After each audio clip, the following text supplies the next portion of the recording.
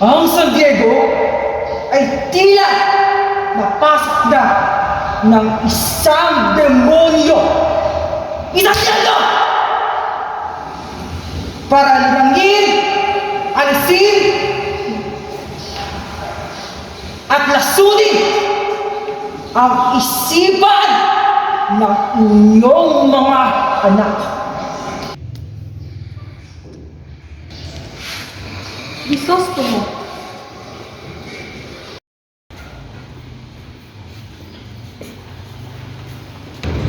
Buenos días, Padre Santo.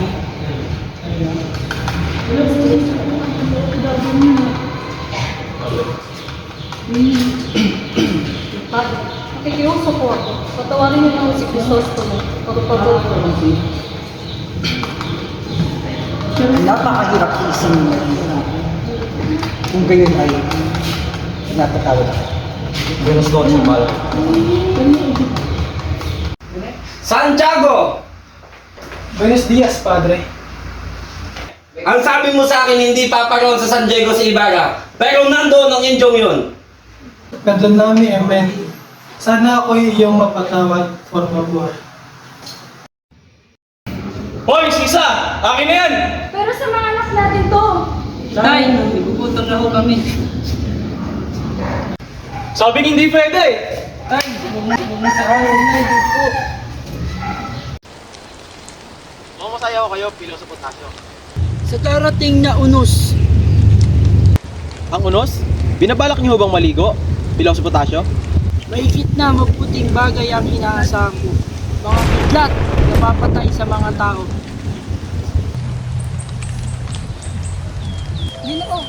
Bakit sila? Sila ngayon lamang kita nakita. Kilala ba namin ang ama? Ito ang lolo. Pamanhin, subalit ako'y dihan naman. Senyor. Kung gayon, ano ang iyong ngalan, Ginoo? Hindi na mahalaga yun. Ako isang piloto lamang. Kung gayon, maaari ka nang pumarito, Ginoo. Buenos dias. Walang anuman ho, senyorita.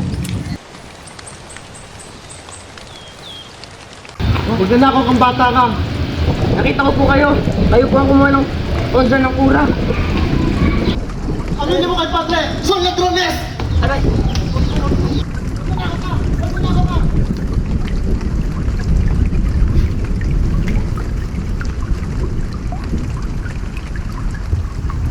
Basilio? Anak? Basilio? Basilio, anak ko! Nakita ko na ba si Christine? Christine! Christine, anak ko! Lumayo ka sa akin! Ano? Nanay mo? Baliw! Lumayo ka sa akin!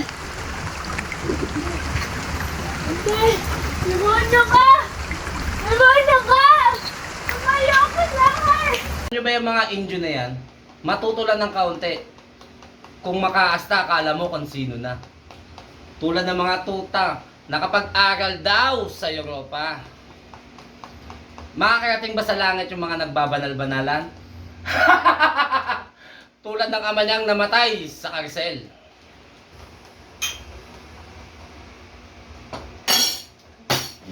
Gusto na ang paningin ng puri mo sa akin, Padre.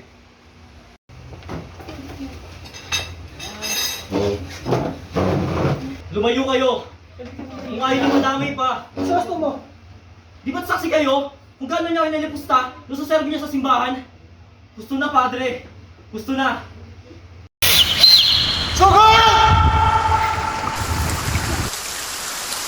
Nagbigay na ng hugyat ang ating pinuno. Sugunin na natin ang kuwartel.